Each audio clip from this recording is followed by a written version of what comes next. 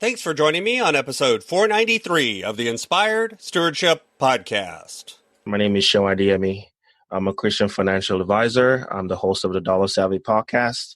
And I challenge you to invest in yourself, invest in others, develop your influence, impact the world by using your time, your talents, and your treasures to live out your calling.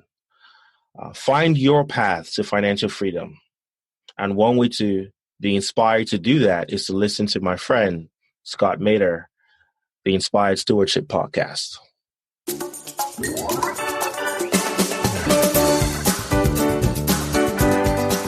I'm very unlikely to get them done tomorrow. If I wasn't focused on doing the work so that I could live out my calling today, it's very unlikely that I'm going to get around to doing it eventually or someday.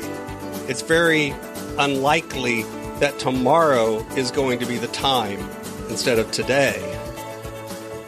Welcome and thank you for joining us on the Inspired Stewardship Podcast.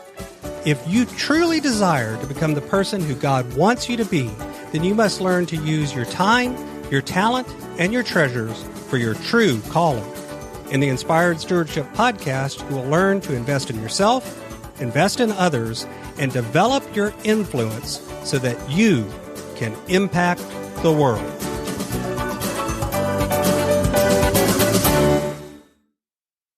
In today's episode about impacting the world by stewarding your time, I talk with you about some of the most dangerous words in the English language, why we can say these words and actually believe we've done something, and what we should do instead. As we talk about stewarding your time, wouldn't it be great if you could support this podcast and do it without just taking too long? Turns out you can't. All you have to do is use inspiredstewardship.com/Amazon when you're ready to make a purchase via Amazon, and a small commission will come back to support the show just that quick. If you enjoy the show when you are ready to buy from Amazon, just use inspiredstewardship.com/Amazon. You know, when we think about language, the words that we use, the things that we say, they frame how we think about the world. They're incredibly powerful. They can work for us and they can work against us. And what I've found as I've worked with folks on getting more productive and finding out what their passions are and living out their calling and getting their money in order, getting their life in order, and really living the life that they want. As I've worked with people for years helping them do this, I think I've discovered some of the most dangerous words in the English language, some of the things that we think and we say that really derail us and keep us from doing the things that we're supposed to be doing, from living out the calling, from doing what God wants us to do. Some of those words includes things like, it's not time yet, not now, soon, I'll do it someday, eventually I'll get around to doing it. You know, the truth is, when we talk about doing something eventually, when we set the goal that we'll get to one day, when we think about the dream that we'll live out one day, we'll live out our calling eventually. Someday I'll get those things done. You know, it's really not time yet. I'm not ready yet. We say these words, we think these words, and oftentimes we get an emotional reaction that actually feels like we've made some progress. We've done planning. We've thought about what we want to do. We've thought about how we're going to do it. But we actually haven't put anything into action, and we haven't committed and put things on a schedule or decided the timing of things. See, the truth is that figuring out when you're going to do something is really what we're focused on here. All too often, what we do is we defer everything to some magical future time. I tell people all the time that our future self is so much better than our present self. I don't know about you, but I create my to-do list for my future self to do. And man, it's got a million items on it because my future self is Superman. My future self can do anything. My future self is going to just knock everything out and do all of those things that I put off from doing today without any problems. And then I get to that point and I discover that my future self is more or less just the same as my today self.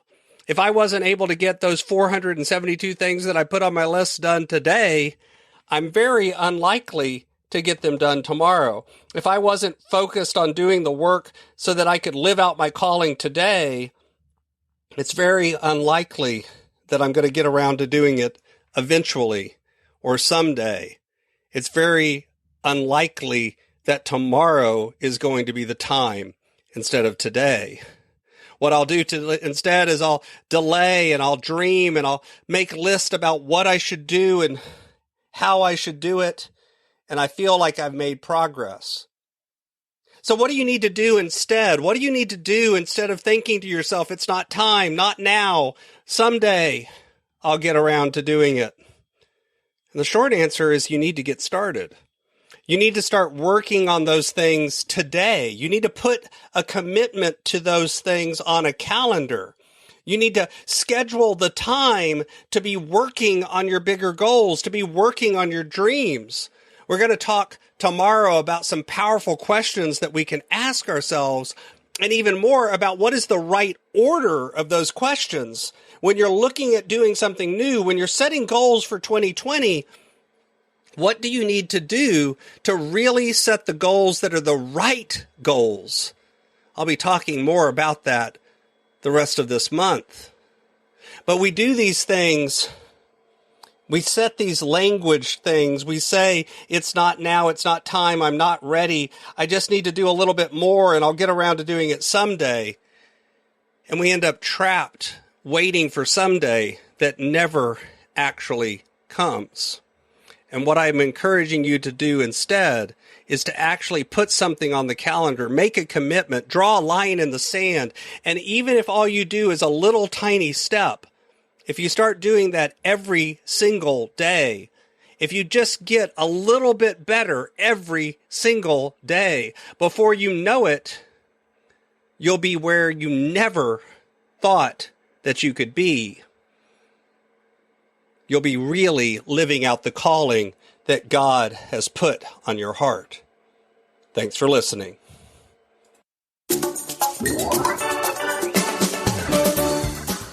Thanks so much for listening to the Inspired Stewardship Podcast. As a subscriber and listener, we challenge you to not just sit back and passively listen, but act on what you've heard and find a way to live your calling.